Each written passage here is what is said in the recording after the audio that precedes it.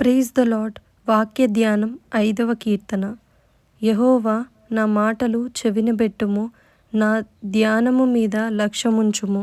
నా రాజా, నా దేవా, నా ఆర్తధ్వని ఆలకించుము. నిన్నే ప్రార్థించుచున్నాను. యెహోవా, ఉదయమున నా కంఠస్వరము నీకు వినబడును. ఉదయమున నా ప్రార్థన నీ సన్నిధిని సిద్ధము చేసి కాచియుందును. నీవు దుష్టత్వమును చూచి ఆనందించు దేవుడవు కావు. చెడుతనమునకు నీ యొద్ద చోటు లేదు. డాంబికులు నీ సన్నిధిని నిలువలేరు. పాపము చేయువారందరూ నీకసహ్యులు. అబద్ధమాడువారిని నీవు నశింపజేయుదువు.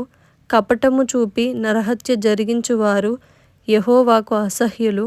నేనైతే నీ కృపాతిశయమును బట్టి నీ మందిరములో ప్రవేశించెదను.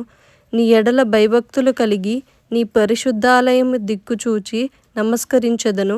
యెహోవా, నా కొరకు పొంచియున్న వారిని బట్టి నీ నీత్యానుసారముగా నన్ను నడిపింపుము.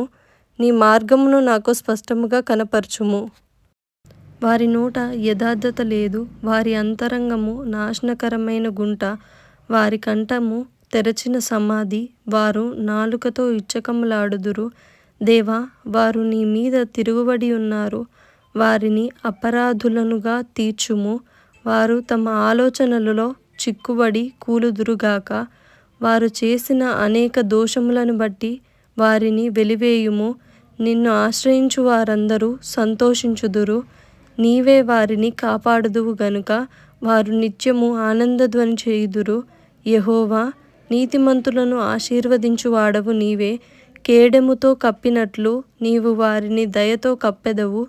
కావున నీ నామమును ప్రేమించువారు నిన్ను గూర్చి ఉల్లసింతురు. ఆమేన్.